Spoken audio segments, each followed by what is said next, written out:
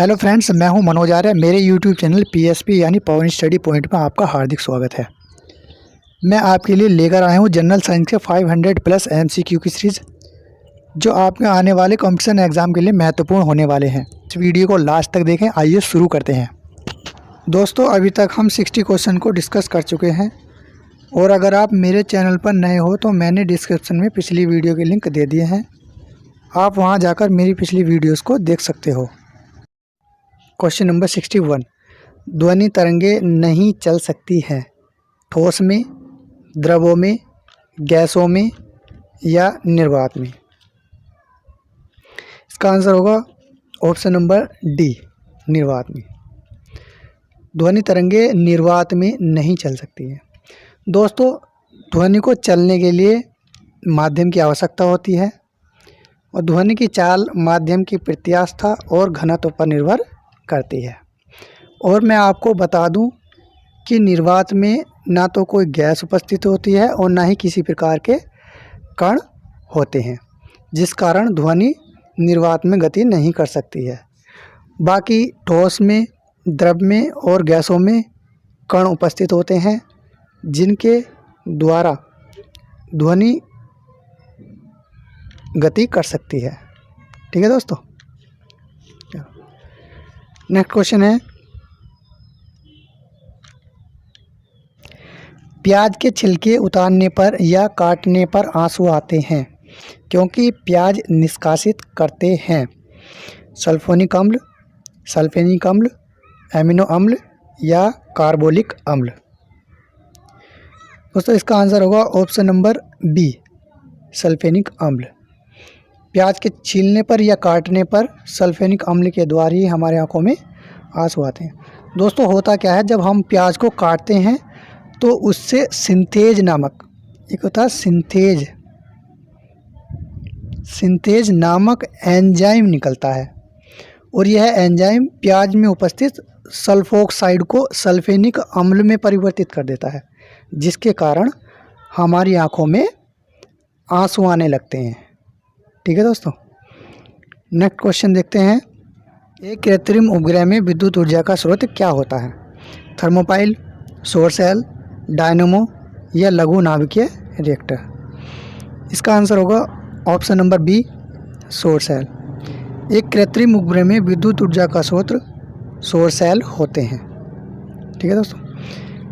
कृत्रिम उपग्रह हमारे पृथ्वी के चारों ओर चक्कर लगा रहे हैं, और इनमें विद्युत ऊर्जा का मुख्य स्रोत सौर सेल होते हैं। सौर सेल एक ऐसी युक्ति होती है जो सौर ऊर्जा यानी कि सूर्य के प्रकाश को सीधे विद्युत ऊर्जा में बदल देती है। ठीक है दोस्तों। चलो नेक्स्ट क्वेश्चन देखते हैं, बच्चों में प्रोटीन की कमी के कारण जो रोग उत्पन्न होता है वह है मेरास्मस, प्लाग्रा, बेरीबेरी या रिकेट्स। इसका आंसर होगा ऑप्शन नंबर ए, मेरास्मस। ठीक है दोस्तों। बच्चों में प्रोटीन की कमी के कारण मेरास्मस रोग उत्पन्न होता है। प्रोटीन की कमी से एक रोग और होता है दोस्तों, उसका नाम है क्वाशरकोर।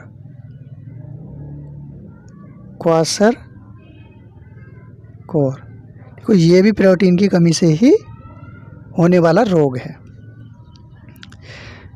अब मेरास्मस में होता क्या है कि इसमें बच्चे के शरीर का गठन ठीक से नहीं हो पाता है। हाथ पांव दुबले पतले तथा पेट बाहर की तरफ निकल जाता है। ठीक है दोस्तों। और प्लेग्रा रोग जो होता है, ये विटामिन B5 की कमी से होता है। बेरी रोग विटामिन B1 की कमी से होता है, और रिकेट्स विटामिन D की कमी से होता है।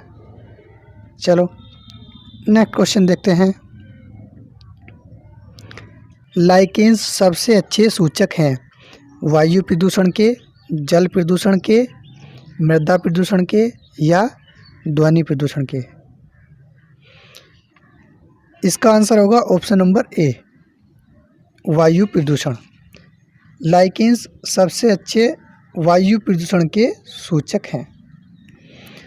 दोस्तों, लाइकेन कवक और शैवाल के बने होते हैं, जहाँ पर वायु प्रदूषण ज़्यादा होता है वहाँ पर लाइकेन्स नहीं उगते हैं, इसलिए इनको सबसे अच्छा सूचक कहा जाता है वायु प्रदूषण का। ठीक है। क्वेश्चन नंबर 67, पौधों की पत्तियां हरी दिखाई देती हैं पर्णहरित के कारण, लाइकोपिन के कारण, कैरोटीन के कारण या इनमें से कोई नहीं। बताइए दोस्तों इसका आंसर क्या होगा। इसका आंसर होगा ऑप्शन नंबर ए, पर्णहरित के कारण। पर्णहरित के कारण पौधों की पत्तियां हरी दिखाई देती हैं। पौधों की पत्तियों में पर्णहरित पाया जाता है जिसको क्लोरोफिल भी कहा जाता है। क्वेश्चन है, डेंगू बुखार में मानव शरीर में किसकी कमी हो जाती है? प्लेटलेट्स की, हीमोग्लोबिन की, शर्करा की या जल की? इसका आंसर होगा ऑप्शन नंबर ए, प्लेटलेट्स की। डेंगू बुखार में मानव शरीर में प्लेटलेट्स की कमी होने लगती है। दोस्तों ये डेंगू बुखार एक वायरस से होने वाला बुखार है। यह रोग ईडिस इजिप्टी, क्यूलेक्स फटिंगस 2 मच्छर की प्रजाति हैं, उनके काटने से यह रोग उत्पन्न होता है। ठीक है दोस्तों। और ये प्लेटलेट्स हमारे ब्लड में पाई जाती हैं और डेंगू बुखार होने पर इन प्लेटलेट्स की संख्या तेज़ी से कम होने लगती है। ठीक है दोस्तों। चलो नेक्स्ट क्वेश्चन देखते हैं। नेक्स्ट क्वेश्चन को देखने से पहले मैं आपसे कुछ कहना चाहता हूं कि अगर आपको मेरी वीडियो अच्छी लगे तो लाइक करें और चैनल को सब्सक्राइब करें। बेल आइकन को दबाना न भूलें ताकि मेरी नेक्स्ट वीडियो का नोटिफिकेशन आपको मिलता रहे। और हाँ, आपका लाइक ये हमें मोटिवेट करता है वीडियो को बनाने के लिए। आप इसी तरह हमें मोटिवेट करते रहें और मैं आपके लिए इस तरह की वीडियो लाता रहूँगा। चलो चलते हैं नेक्स्ट क्वेश्चन की तरफ। जल का वाष्प में परिवर्तन कहलाता है प्राकृतिक, भौतिक, रासायनिक या जैविक? इसका आंसर होगा ऑप्शन नंबर बी, भौतिक। जल का वाष्प में परिवर्तन भौतिक परिवर्तन कहलाता है। दोस्तों भौतिक परिवर्तन क्या होता है? इसमें वस्तु का कोई नया रूप हमें प्राप्त नहीं होता है। जैसे जल का वाष्प में परिवर्तन, जल से वाष्प बनती है और वाष्प से पुनः जल बनाया जा सकता है वाष्प को ठंडा करके। इसमें हमें कोई नई वस्तु प्राप्त नहीं होती है। लेकिन रासायनिक परिवर्तन क्या होता है? रासायनिक परिवर्तन में हमें वस्तु का एक नया रूप प्राप्त होता है। जैसे दूध से दही जमना, दूध से दही जम जाएगी लेकिन दही से हम दूध नहीं बना सकते, इसलिए यह रासायनिक परिवर्तन है। ठीक है। और इसका अच्छा एक उदाहरण और होगा लोहे पर जंग लगना। लोहे पर जंग लगने से क्या होता है कि लोहा नष्ट हो जाता है और जंग से हमें लोहा प्राप्त नहीं हो सकता है। इस प्रकार लोहे से हमें एक नई वस्तु प्राप्त हो रही है, जंग।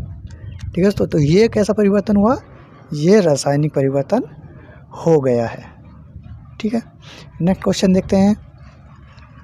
क्वेश्चन है, हवाई जहाज़ से यात्रा करते समय पेन से स्याही निकल जाती है वायु दाब में कमी के कारण, वायु दाब में वृद्धि के कारण, स्याही के आयतन में वृद्धि होने के कारण या अत्यधिक भार के कारण?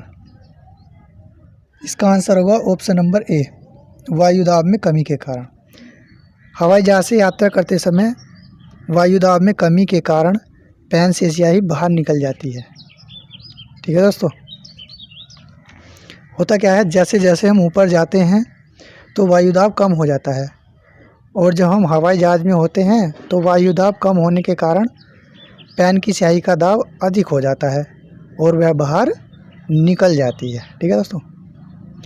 नेक्स्ट क्वेश्चन है, विटामिन डी का स्रोत है नींबू, सूर्य की किरणें, संतरा या काजू? बताइए दोस्तों इसका आंसर क्या होगा। कमेंट करके आप इसका आंसर मुझे बता सकते हो। इसका आंसर होगा ऑप्शन नंबर बी, सूर्य की किरणें।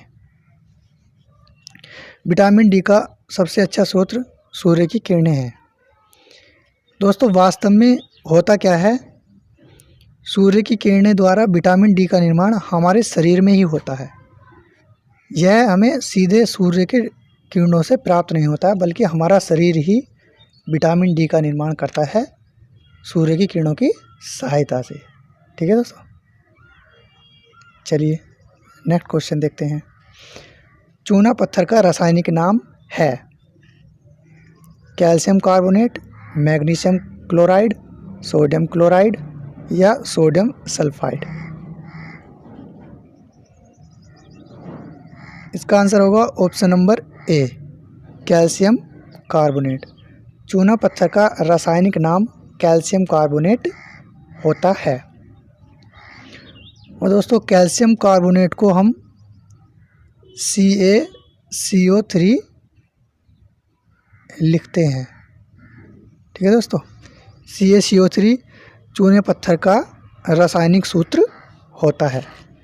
इसका प्रयोग सीमेंट बनाने में, कपड़े धोने के साबुन बनाने में, दंत मंजन तथा मूर्तियाँ आदि बनाने में किया जाता है। ठीक है दोस्तों, नेक्स्ट क्वेश्चन देखते हैं। सफ़ेद रक्त कणिकाओं का मुख्य कार्य क्या होता है? ऑक्सीजन ढोना, कार्बन डाइऑक्साइड को ढोना, रोग प्रतिरोधक क्षमता को धारण करना या उपरोक्त में से कोई नहीं। इसका आंसर होगा ऑप्शन नंबर सी, रोग प्रतिरोधक क्षमता धारण करना। दोस्तों श्वेत रक्त कणिकाएं हमारे शरीर में रोग प्रतिरोधक क्षमता को विकसित करती हैं, जिससे हमारा शरीर रोग मुक्त रहता है। और ब्लड में इनकी संख्या लगभग 20 से 30 हज़ार तक होती है। ठीक है दोस्तों, शरीर में ऑक्सीजन का ढोना हीमोग्लोबिन के द्वारा होता है, यानी कि ऑक्सीजन का परिवहन हीमोग्लोबिन के द्वारा किया जाता है। कई बार ये क्वेश्चन भी पूछा गया है कि हीमोग्लोबिन का मुख्य कार्य क्या होता है। ठीक है दोस्तों, नेक्स्ट क्वेश्चन है, इंसुलिन एक प्रकार का है हार्मोन, एंजाइम, विटामिन या नमक। इसका आंसर होगा option number A, hormone. Insulin एक प्रकार का हार्मोन होता है। शरीर में इसकी कमी से शर्करा की मात्रा बढ़ जाती है, जिससे डायबिटीज़ रोग हो जाता है। ठीक है दोस्तों, चलिए नेक्स्ट क्वेश्चन देखते हैं। नेक्स्ट क्वेश्चन है, मनुष्य का औसत रक्तचाप होता है 60/100, 20/80, 60/140 या 120/80। इसका आंसर आपको मुझे कमेंट सेक्शन में कमेंट करके बताना है। दोस्तों ये आपके लिए होमवर्क है। ठीक है, इस वीडियो को अपने दोस्तों को शेयर करना ना भूलें, ताकि इस वीडियो का लाभ ज़्यादा से ज़्यादा लोगों को मिल सके। आज के लिए इतना ही, फिर मिलते हैं अगली वीडियो में। Thank you so much watching this video. Thank you so much.